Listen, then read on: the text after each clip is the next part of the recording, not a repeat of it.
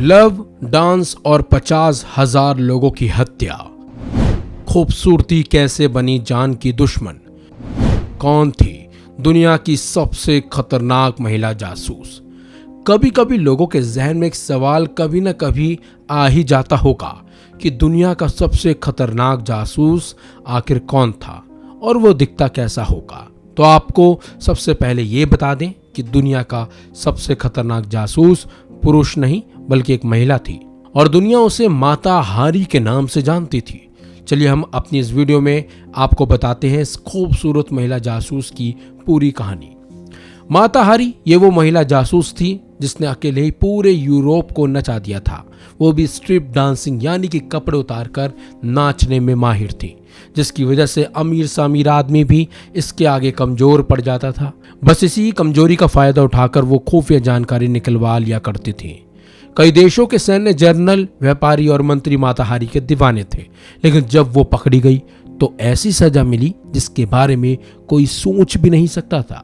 मरने के बाद माता हारी का शव भी लेने कोई नहीं आया, उसका चेहरा तक चोरी कर लिया गया था। माता हारी के जासूसी के कांड ने पूरी दुनिया को हिलाकर रख दिया था और इसके करने का जो तरीका था वो भी हैरान करने वाला था। माता हारी को न्यूड डांसिंग यानी नग्न अवस्था में किए जाने वाले डांस को पॉपुलर करने का श्रेय भी दिया जाता है। नीदरलैंड में हुआ था जन्म। माता हारी का जन्म 1876 में नीदरलैंड में हुआ था। इसका असली नाम मार्गेटा टेस्ला था। माता हारी नाम तो बाद में पड़ा था, जिसका मतलब इंडोनेशिया में सूर्य होता है। परिवार अमीर था, मगर 13 साल की उम्र में पिता का बिजनेस ठप पड़ गया और गरीबी का सामना करना पड़ा।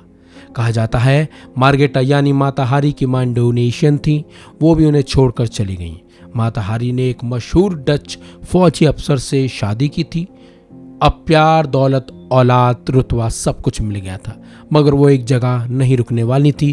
कहा जाता है माता हारी का नाम अन्य पुरुषों से भी जुड़ता रहा। फिर 1902 में उसकी शादी टूट गई।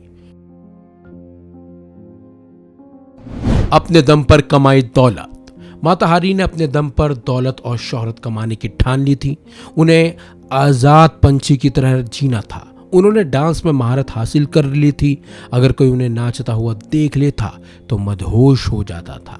वो जासूस ना भी बनती तो भी इतिहास के पन्नों में अपना नाम दर्ज करवा लेती, क्योंकि यूरोप के अलावा बाकी दुनिया में भी उनके डांस के खूब चर्चे हुआ करते थे। अगर कोई उनका डांस देख लेता तो उसे यूरोप के ऊंचे तबके में शामिल होने का टिकट भी मिल जाता था। कैसे देती थी खुफिया जानकारी।